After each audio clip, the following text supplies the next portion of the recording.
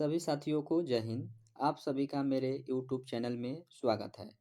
साथियों, आज जो हम लोग देखने जा रहे हैं वह है भारतीय संविधान सभा एवं संविधान का निर्माण।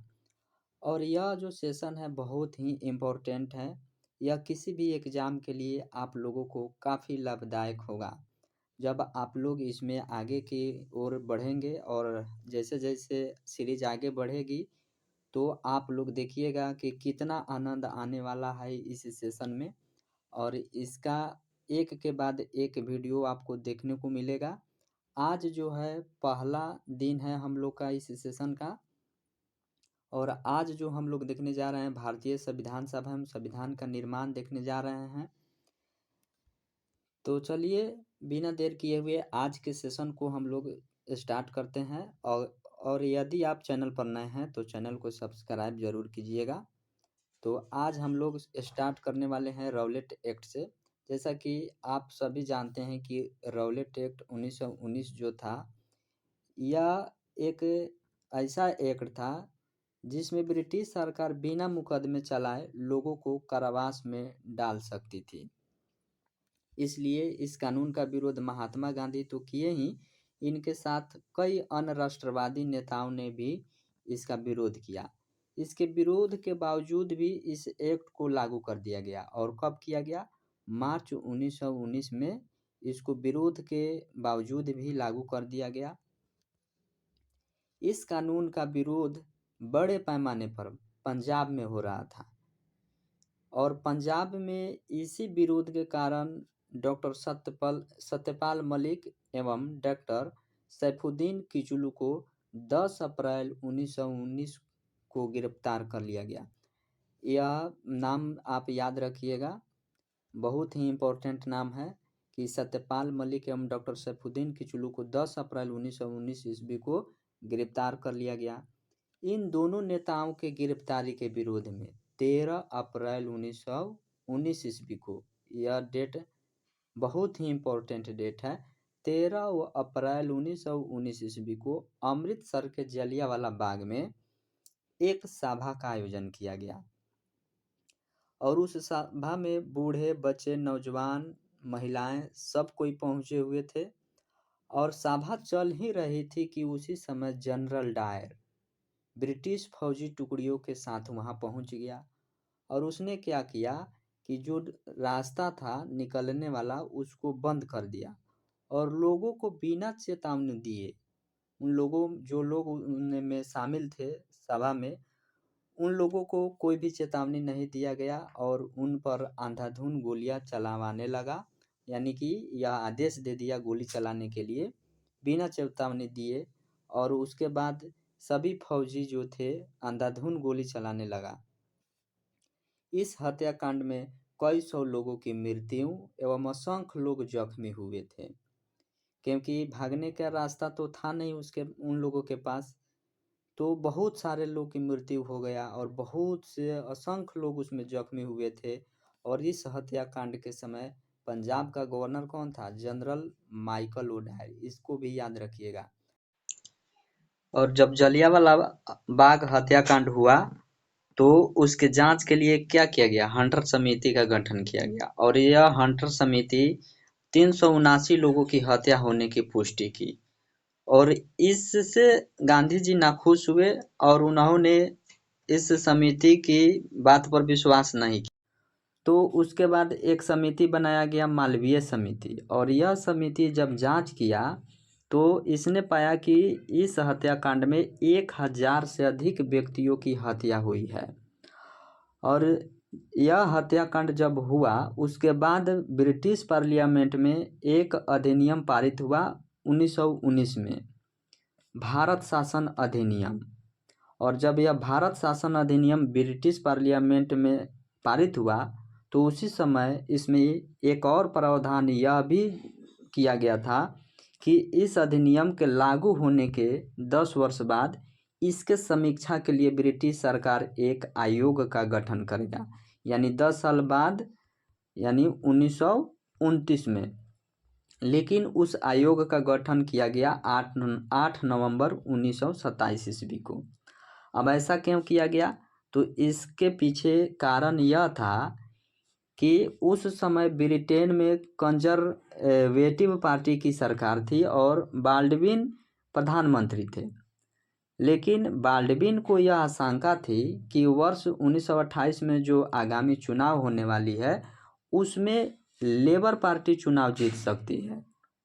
उसको आशंका हो गया था पहले ही कि हम इस बार जीतने वाले नहीं हैं।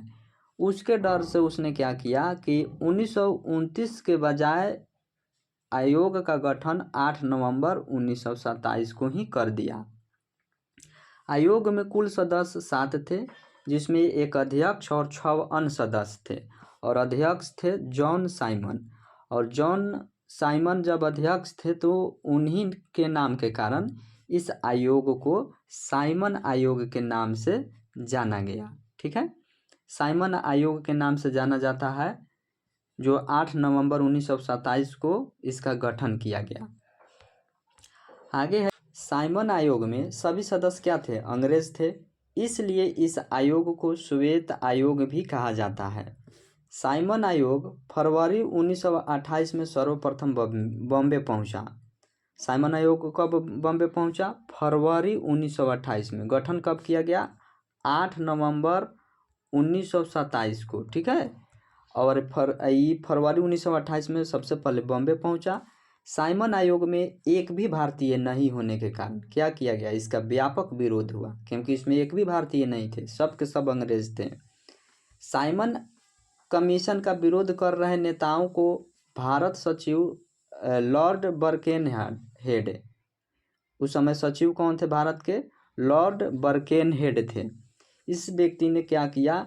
चुनौती दिया, जो विरोध कर रहे थे साइमन कमीशन का, उन नेताओं को इन्होंने चुनौती दिया कि आप लोग एक ऐसा संविधान का मसौदा तैयार करें जो सभी दलों को स्वीकार हो। मतलब यह चुनौती दिया कि अगर आप में है उतना ताकत तो एक ऐसा मतलब कि मसौदा तैयार कीजिए जो सभी दल को, मुस्लिम लीग हो या कांग्रेस हो या और भी जो दल हो, क्षेत्रीय दल हों, उन सभी को वह मसौदा स्वीकार होना चाहिए। तो इस चुनौती को कांग्रेस पार्टी ने स्वीकार कर लिया और पंडित मोतीलाल नेहरू की अध्यक्षता में 10 सदस्यीय समिति का गठन किया गया और इस समिति ने 1928 में अपना रिपोर्ट जारी किया। इस रिपोर्ट को क्या कहा गया? नेहरू रिपोर्ट। और आपको यह एग्जाम में पूछता है कि नेहरू रिपोर्ट कब जारी किया गया? तो 1928 में जारी किया गया। और नेहरू रिपोर्ट में क्या क्या था उसकी हम कुछ सिफारिश को देखेंगे, क्योंकि यह इम्पोर्टेंट है। नेहरू रिपोर्ट की जो सिफारिश थी, सबसे पहले औपनिवेशिक स्वराज की सिफारिश किए थे नेहरू रिपोर्ट में। केंद्र में पूर्ण उत्तरदायी शासन होनी चाहिए, प्रांतीय स्वतंत्रता होनी चाहिए, सर्वोच्च न्यायालय की तत्काल स्थापना की इन लोगों ने सिफारिश किया था।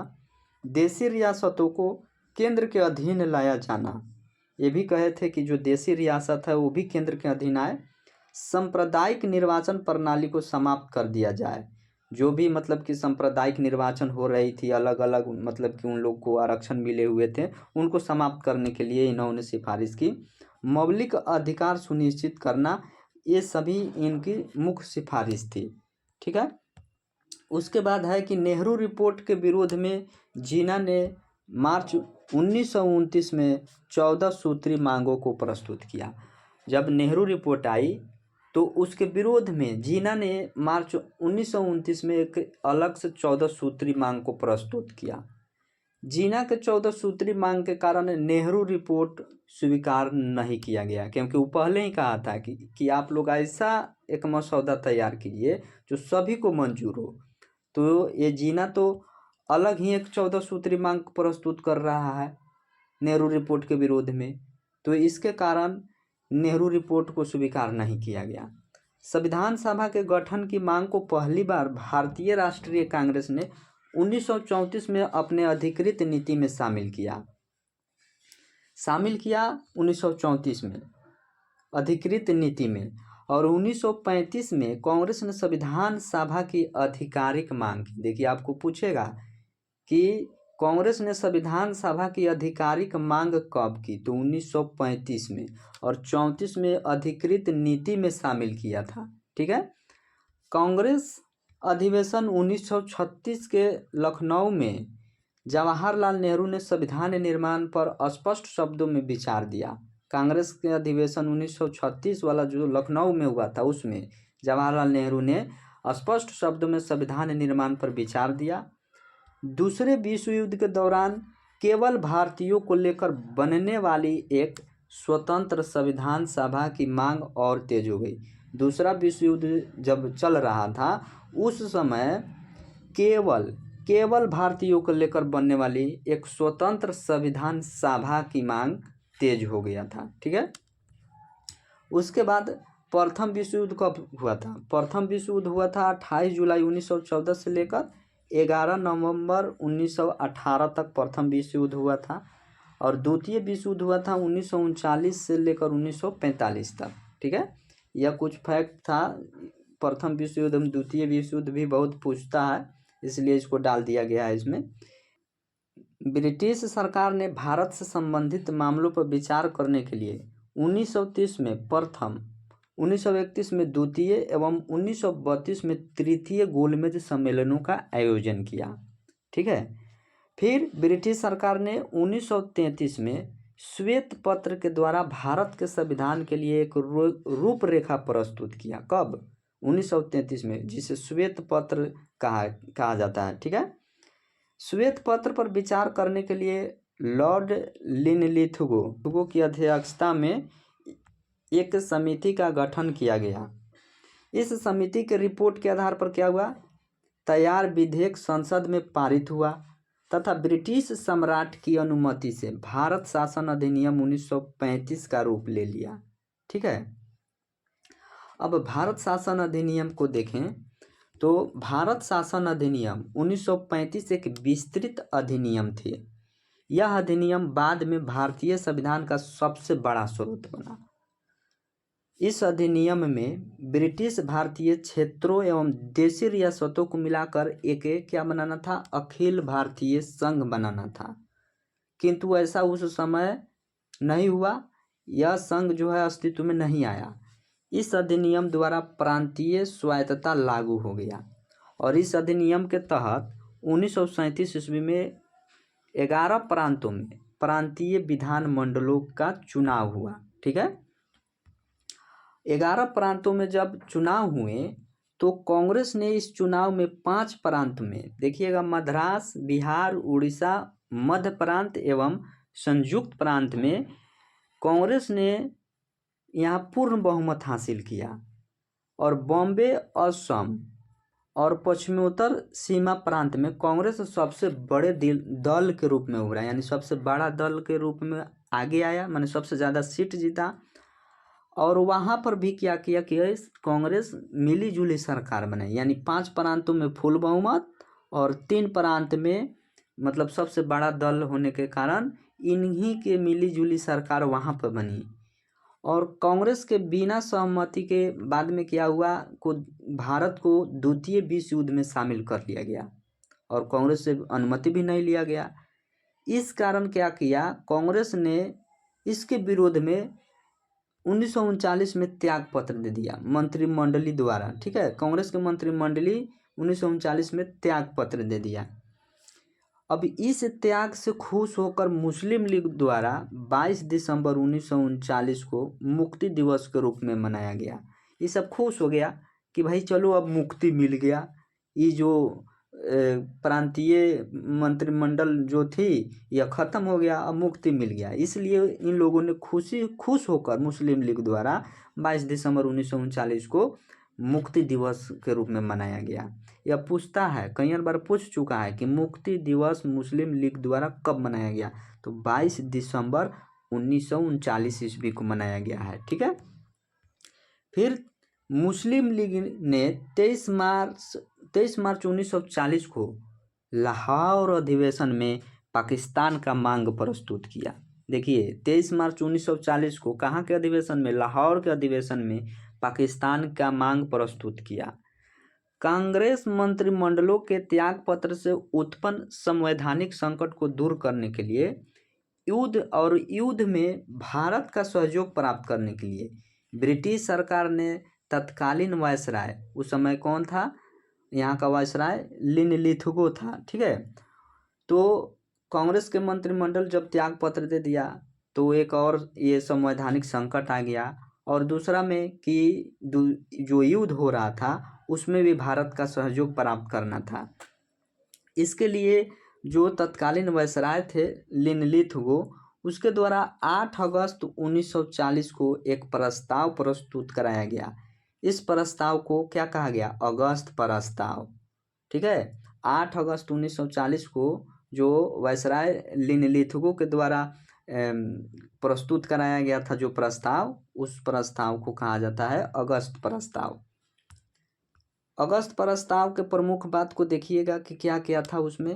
अगस्त प्रस्ताव में क्या क्या कहा गया था अंग्रेजों के द्वारा?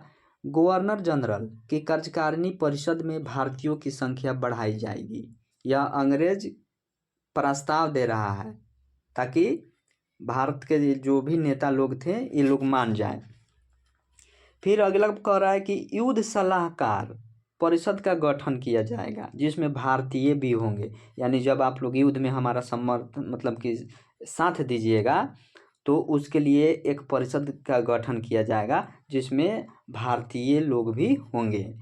फिर कह रहा है कि भारत का संविधान बनाना भारतीयों का अपना अधिकार है, और यह क्या है कि प्रथम बार ब्रिटिश सरकार ने माना कि भारत का संविधान भारतीय द्वारा बनाया जाएगा। फिर आगे है कि अल्पसंख्यकों को बिना विश्वास में लिए किसी भी संवैधानिक परिवर्तन को लागू नहीं किया जाएगा। यह बात अल्पसंख्यकों को भी बता रहा है कि आपके बिना विश्वास में लिए किसी भी संवैधानिक परिवर्तन को लागू नहीं किया जाएगा। भारत को डोमिनियन स्टेट्स का दर्जा प्रदान किया जाएगा, यह भी बात कहा जा रहा है, ठीक है। फिर क्या हुआ कि इस प्रस्ताव में भारत की स्वतंत्रता का आश्वासन नहीं था। इस कारण से कांग्रेस ने इसे असंतोषजनक बताया, क्योंकि इसमें भारत की स्वतंत्रता का आश्वासन ही नहीं था। वहीं दूसरी तरफ देखा कि पाकिस्तान गठन के आश्वासन का अभाव है इसमें। भाई पाकिस्तान के गठन के लिए कुछ तो कहा ही नहीं गया है, इसलिए मुस्लिम लीग ने भी इसे कहा कि हटाओ हटाओ भाई, ये तो मेरे कोई काम का ही नहीं है, इसमें पाकिस्तान के गठन का तुम कोई भी बात ही नहीं है। ब्रिटिश प्रधानमंत्री विंस्टन चर्चिल ने अगस्त प्रस्ताव की असफलता के बाद क्या करता है, मार्च 1942 में स्टैफोर्ड क्रिप्स को भारतीय नेताओं से वार्ता के लिए भेजता है। देखा कि भाई अब तो अगस्त प्रस्ताव भी सफल नहीं हो पाया, तो उसके बाद मार्च 1942 में, देखिए याद रखिएगा, मार्च 1942 में स्टैफोर्ड क्रिप्स को भारतीय नेताओं से वार्ता के लिए भारत भेजा गया। 30 मार्च 1942 को प्रस्तुत क्रिप्स प्रस्ताव की मुख्य बातें देखिए क्या क्या था। क्रिप्स प्रस्ताव कब आया? 30 मार्च 1942 को। इसमें कहा गया कि डोमिनियन राज्य के दर्जे के साथ एक भारतीय संघ की स्थापना की जाएगी। इस संघ को राष्ट्रमंडल से अलग होने का अधिकार भी होगा। ये भी बात कहा जा रहा है कब? क्रिप्स प्रस्ताव में। युद्ध समाप्ति के बाद संविधान निर्मात्री परिषद का गठन किया जाएगा। इस परिषद के सदस्य ब्रिटिश भारतीय प्रांतों के विधायिकाओं द्वारा निर्वाचित तथा देशी रियासतों के शासकों द्वारा मनोनीत होंगे। यानी कहा जा रहा है कि युद्ध जब समाप्त हो जाएगा तो संविधान निर्मात्री परिषद का गठन किया जाएगा, और इस परिषद के जो सदस्य होंगे वो ब्रिटिश भारतीय प्रांतों के विधायिकाओं द्वारा मनोनीत होंगे, यानी जो भी विधायिका है उसके द्वारा निर्वाचित होगा, यानी कि वोट होगा, और देशी जो रियासत है वहाँ के जो शासक है उनके द्वारा मनोनीत होंगे। फिर कहा जा रहा है कि भारत के किसी प्रांत एवं देशी रियासतों को भावी भारतीय संघ एवं संविधान निर्मात्री सभा से अलग रहने की स्वतंत्रता होगी। यानी कि ये कह रहा है कि भारत के किसी प्रांत या देशी रियासत को, माने कोई प्रांत हो या देशी रियासत हो, तो आने वाली जो संघ बनेगा और संविधान निर्मात्री सभा बनेगा उससे अलग रहने की भी स्वतंत्रता होगी। यानी किसी का मन नहीं कर रहा है तो नहीं भी आए, कोई बात नहीं है, ये बात कह रहा है। संविधान निर्मात्री सभा में अल्पसंख्यकों की रक्षा के मुद्दे को आपसी समझौते से तय की जाएगी। और यह भी कह रहा है कि जब संविधान निर्मात्री सभा बनेगा तो उसमें अल्पसंख्यकों की रक्षा के लिए मुद्दे जो भी होंगे उसे आपसी समझौते से तय की जाएगी। फिर आगे कह रहा है कि इस प्रस्ताव में उल्लेखित व्यवस्था की स्थापना तक, यानी जब तक यह व्यवस्था स्थापित न हो जाए तब तक भारत की सुरक्षा का दायित्व किसके पास रहेगा? ब्रिटिश सरकार पर ही रहेगा। कि भाई जो भी हम व्यवस्था बता रहे हैं, जब तक इसको हम स्थापित न कर दें तब तक भारत की सुरक्षा का दायित्व ब्रिटिश सरकार पर ही रहेगा। फिर क्रिप्स मिशन द्वारा यह पहली बार ब्रिटिश सरकार ने माना कि भारत का संविधान संविधान सभा द्वारा निर्माण किया जाएगा। क्रिप्स मिशन के द्वारा यह ब्रिटिश सरकार ने मान लिया था कि भाई संविधान सभा द्वारा ही निर्माण किया जाएगा भारत का संविधान को। फिर आगे है कि कांग्रेस ने क्रिप्स प्रस्ताव को ठुकरा दिया। कांग्रेस ने क्रिप्स प्रस्ताव को भी ठुकरा दिया। क्यों? कि इस प्रस्ताव में ने भारत को खंडों में बांटने का रास्ता खोल दिया था कि भाई जो जिसको मन करे वो आए, ना जिसको मन करे वो संविधान निर्मात्री से बाहर रहे, या संघ बनेगा उसमें भी जिसका इच्छा ना हो वो भी ना आए। तो इसको देखकर कांग्रेस को लगा कि भाई तो भारत को खंड खंड में बांटने की रास्ता है, इसलिए उसने ठुकरा दिया। मुस्लिम लीग ने क्रिप्स प्रस्ताव को इसलिए अस्वीकार कर दिया क्योंकि उसने देखा कि भाई इसमें पाकिस्तान के निर्माण के लिए तो कोई बात ही नहीं बोला गया। वर्ष 1944 ईस्वी में चक्रवर्ती राजगोपालाचारी ने भारत की स्वतंत्रता प्राप्ति में आने वाली आंतरिक अड़चनों को दूर करने के उद्देश्य से एक सूत्र प्रस्तुत किया। और इन्होंने क्या प्रस्तुत किया? CR फार्मूला के नाम से इनके प्रस्तुत जो भी उद्देश्य थे किया गया, उसको CR फार्मूला के नाम से जाना गया। ठीक है, ये कब किया गया? 1944 ईस्वी में। CR फार्मूला की क्या क्या बातें थी उसमें? कांग्रेस द्वारा प्रस्तुत भारत की पूर्ण स्वतंत्रता की मांग को समर्थन मुस्लिम लीग द्वारा भी किया जाना चाहिए। उसमें था कि भाई देखो, कांग्रेस द्वारा प्रस्तुत किया गया है कि पूर्ण स्वतंत्रता की मांग, उसका समर्थन मुस्लिम लीग भी करें। विश्व युद्ध के बाद मुस्लिम बहुल क्षेत्रों के नागरिक जनमत द्वारा यह तय करेंगे कि उन्हें भारत संघ से अलग रहना है या नहीं। इसमें बताया गया कि जब विश्व युद्ध समाप्त हो जाएगा तो मुस्लिम, जिस क्षेत्र में मुस्लिम अधिक है वहाँ पर क्या होगा कि नागरिक जनमत कराया जाएगा। लोग कहेंगे कि हमको भारत संघ में नहीं रहना है तो नहीं रहेंगे, अगर वो लोग सभी लोग कहेंगे कि नहीं रहना है तो रहेंगे। फिर आगे बताया गया कि यदि दो राज्यों जैसे भारत और पाकिस्तान के निर्माण का निश्चय हो जाए तो दोनों राज्यों को रक्षा, यातायात आदि जैसे समान हितों के संबंध में एक समझौता कर लेना होगा। यानी इन्होंने बताया कि यदि दो राज्य भारत और पाकिस्तान के निर्माण अब होने के लिए जब बात फाइनल हो जाए कि दो राज्य बनेंगे तो सबसे पहले इसमें क्या होना चाहिए कि राज्य को रक्षा और यातायात के लिए अपना एक संबंध समझौता होना चाहिए दोनों के बीच में, समान हितों का, अपने अपने हित के लिए कि दोनों को फायदा हो उससे, उसके लिए एक समझौता कर लेना होगा। ठीक है, यह योजना उस समय कार्य रूप में परिणत की जाएगी जब भारत के पूर्ण स्वतंत्रता की घोषणा हो जाए। अब इसमें बताया गया कि जो भी बात कहा जा रहा है यह कब कार्य रूप में आएगा? जब भारत के पूर्ण स्वतंत्रता की घोषणा हो जाएगा कि अब भारत को स्वतंत्र किया जाएगा, तब किया जाएगा। गांधी जी ने क्या किए कि CR फार्मूला पर मोहम्मद अली जिन्ना से बातचीत किया, लेकिन मुस्लिम लीग ने इसे अस्वीकार कर दिया। मुस्लिम लीग बेवकूफ़, माना भी नहीं कि भाई इस तरह भी नहीं होगा। 1943 ईस्वी में लॉर्ड वेवेल वायसराय बनकर भारत आया। देखिए 1943 ईस्वी में लॉर्ड वेवेल वायसराय बनकर भारत आए। वेवेल ने भारत में संवैधानिक गतिरोध दूर करने के लिए एक योजना प्रस्तुत की है जिसे वेवेल योजना के नाम से जाना गया, वेवेल योजना के नाम से। ठीक है, 1943 में वेवेल योजना में कौन कौन सी बातें था? देखिए इसमें क्या था, केंद्र में नई कार्यकारिणी परिषद का गठन किया जाएगा। परिषद में वायसराय तथा सैन्य प्रमुख के अतिरिक्त शेष सभी सदस्य क्या होंगे, भारतीय होंगे और रक्षा विभाग वायसराय के अधीन होगी। यानी इन्होंने कहा कि भाई देखो, केंद्र में एक नया कार्यकारिणी परिषद का गठन किया जाएगा और उसके परिषद में वायसराय तथा सैन्य प्रमुख के अतिरिक्त जो भी सदस्य होंगे वो सभी सदस्य क्या होंगे, भारतीय होंगे और रक्षा विभाग क्या होगा, वायसराय के अंडर में होगा। फिर आगे कहता है कि कार्यकारिणी परिषद में हिंदू एवं मुस्लिम सदस्यों की संख्या बराबर होगी। यानी कि बराबर बराबर जो भी कार्यकारिणी परिषद है उसमें हिंदू एवं मुस्लिम सदस्यों की संख्या बराबर होगी। कार्यकारिणी परिषद एक अंतरिम सरकार की तरह होगी। उसमें बताया गया कि देखिए, कार्यकारिणी परिषद जो है ना वह एक अंतरिम सरकार की तरह ही होगी। इस योजना पर वार्ता के लिए भारतीयों की एक सर्वदलीय बैठक बुलाई जाएगी।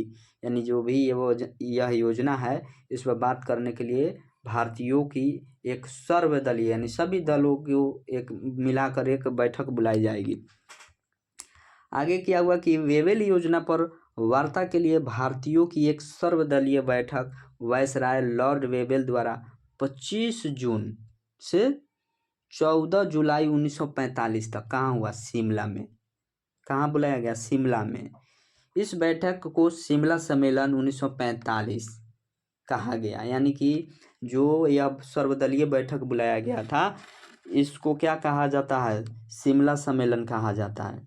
और यह पूछता है कि शिमला सम्मेलन किस वर्ष मतलब क्या बुलाया गया था, कब हुआ, तो यह 1945 में हुआ था। ठीक है। शिमला सम्मेलन में मुस्लिम लीग ने प्रस्तावित कार्यकारिणी परिषद में कांग्रेस की ओर से अबुल कलाम आज़ाद के नाम का विरोध किया। अब कार्यकारिणी परिषद में कांग्रेस के तरफ से अबुल कलाम आज़ाद का नाम आगे बढ़ाया गया था, प्रस्तावित किया गया था। इस नाम को जब देखा मुस्लिम लीग तो इसका विरोध किया। क्यों किया, मुस्लिम लीग प्रस्तावित कार्यकारिणी परिषद में मुस्लिम सदस्यों का नाम देने का अधिकार सिर्फ अपने हाथों में चाहती थी। देखिए, मुस्लिम लीग चाहता था कि देखिए भाई, क्योंकि उसमें बताया गया था कि जो भी हिंदू और मुस्लिम दोनों बराबर बराबर होगा, तो मुस्लिम लीग कहता था कि देखिए जो भी मुसलमान जाएगा उसको हम प्रस्तावित करेंगे। यानी मुस्लिम लीग, वो कांग्रेस नहीं, क्योंकि जानता था कि कांग्रेस करेगा तो उतना मुस्लिम हम में कम होगा, हमको उतना कम ही करना होगा, तो इसलिए उसका विरोध किया था। शिमला सम्मेलन में मुस्लिम लीग इस बात की हट पर अड़ी रही कि मुस्लिम प्रतिनिधि का अधिकार सिर्फ मुस्लिम लीग को है। अब वो बात पर अड़ गया कि ना, हाँ, जो अभी भी मुस्लिम का हम मतलब प्रस्तावित नाम करना होगा सिर्फ मुस्लिम लीग करेगा और कांग्रेस नहीं कर सकता है। बाद में क्या हुआ कि अभी सम्मेलन विफल रह गया। 14 जुलाई 1945 ईस्वी को वायसराय लॉर्ड वेवेल ने शिमला सम्मेलन को विफल घोषित किया।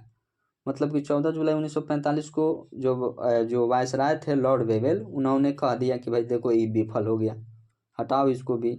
द्वितीय विश्व युद्ध के बाद 1945 ईस्वी में ब्रिटेन में क्लीमेंट एटली के नेतृत्व में मजदूर दल यानी लेबर पार्टी की सरकार बनी। कब, 1945 ईस्वी में। 19 फरवरी 1946 ईस्वी को इंग्लैंड के प्रधानमंत्री क्लीमेंट एटली ने भारत के मामले को सुलझाने के लिए ब्रिटिश मंत्रिमंडल के 3 सदस्यों की एक टीम को भारत भेजने की घोषणा किया। इस टीम को कैबिनेट मिशन कहा गया। देखिए, जब सरकार चेंज हुआ, लेबर पार्टी की सरकार बनी वहाँ तो 1945 में, और 19 फरवरी 1946 को इंग्लैंड के प्रधानमंत्री जब वहाँ क्लीमेंट एटली बने तो उन्होंने अपने मंत्रिमंडल के 3 सदस्यों की एक टीम को भारत में भेजा, जिसको क्या कहा गया, कैबिनेट मिशन कहा गया। कैबिनेट मिशन के 3 सदस्य थे। कौन कौन, देखिए, कैबिनेट मिशन में 3 सदस्य थे। पैंथिक लॉरेंस जो अध्यक्ष थे, स्टैफोर्ड क्रिप्स या व्यापार बोर्ड के अध्यक्ष थे, और ये तीसरा जो था एबी अलेक्जेंडर थे। ये क्या थे, नौसेना मंत्री थे। ठीक है। ये लोग 24 मार्च 1946 को भारत में पहुंचते हैं। कैबिनेट मिशन भारत कब पहुंचता है, ये पूछता है, इम्पोर्टेंट है। ठीक है, कि कैबिनेट मिशन भारत कब पहुंचा, 24 मार्च 1946 को। कैबिनेट मिशन ने भारत के विभिन्न जो भी राजनीतिक दल थे उन सब से बात किया और अपना प्रस्ताव प्रस्तुत किया, जिसे कैबिनेट मिशन योजना के नाम से जाना गया। कैबिनेट मिशन जब भारत आया तो सभी दलों से बातचीत किया और उसको बातचीत करने के बाद में एक अपना रिपोर्ट प्रस्ताव किया। उसको क्या कहा गया, कैबिनेट मिशन योजना के नाम से जाना गया। कैबिनेट मिशन ने 16 मई 1946 कब 16 मई 1946 को अपना योजना प्रस्तुत किया। अब देखिए उस योजना को देखिए कि कैबिनेट मिशन योजना की क्या क्या बात थी। भारत में राज्यों का एक संघ स्थापित हो।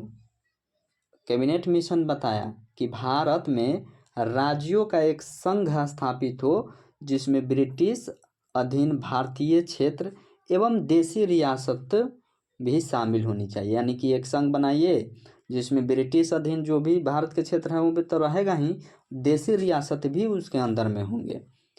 और फिर कहता है कि एक अंतरिम केंद्रीय सरकार का गठन हो। फिर विदेश, रक्षा एवं संचार जैसी आवश्यक केंद्रीय विषयों के अतिरिक्त अन्य विषयों पर शासन का अधिकार प्रांतीय सरकारों के हाथ में हो। यानी कि विदेश, रक्षा एवं संचार जैसी आवश्यक केंद्रीय विषय, यानी कि विदेशी है, रक्षा है, संचार है, ये सब केंद्र के विषय रहे। और जो भी और अतिरिक्त विषय हैं उन पर जो शासन का अधिकार है वो प्रांतीय सरकार के हाथ में दे दीजिए कि वो लोग भी अपना देखें। और आगे फिर बताते हैं कि प्रस्तावित संघ में शामिल होना किसी रियासत की इच्छा पर निर्भर करेगा। यानी कि जो संघ बनेगा उस संघ में शामिल होना है या नहीं होना है, वो जो रियासत के जो राजा हैं उनकी इच्छा है कि भाई वो आएंगे कि नहीं आएंगे। फिर आगे कहता है कि एक संविधान सभा गठित किया जाए जिसमें समान रूप से 10 लाख की जनसंख्या पर एक प्रतिनिधि रखा जाए। संविधान सभा में किसी प्रांत एवं देशी रियासतों का शामिल होना उसकी इच्छा पर निर्भर होगा। यानी यह कहा कि देखिए भाई एक संविधान सभा गठित कीजिए और उसमें समान रूप से 10 लाख पर एक प्रतिनिधि को चुनिए, ठीक है। और संविधान सभा में प्रांत हो या देशी रियासत हो, उनको शामिल होना है या ना होना है उनके इच्छा पर छोड़ दीजिए। फिर आगे कहता है कि संविधान सभा में ब्रिटिश प्रांत के प्रतिनिधि, यानी ब्रिटिश प्रांत में जो भी प्रतिनिधि होंगे अप्रत्यक्ष निर्वाचन पद्धति से प्रांतीय विधायिका द्वारा निर्वाचित होंगे। देखिए जो ब्रिटिश प्रांत के प्रतिनिधि होंगे अप्रत्यक्ष निर्वाचन, यानी कि डायरेक्ट जनता उनको नहीं चुनेगी, प्रांतीय विधायिका उनको निर्वाचित कर देंगी। और देशी रियासत जो होंगे वहाँ के प्रतिनिधि जो होगा उस शासक द्वारा मनोनीत किया जाएगा। यानी शासक वो अपना भेज देगा चुन के कि भाई तुम जाओ प्रतिनिधि बन के। तो चलिए आज के लिए इतना ही, हम लोग फिर मिलेंगे अगले वीडियो में। तब तक के लिए सभी को जय हिंद। हाँ, यदि अगर आपको किसी प्रकार की कोई डाउट हो तो कमेंट बॉक्स में आप ज़रूर कमेंट कीजिए।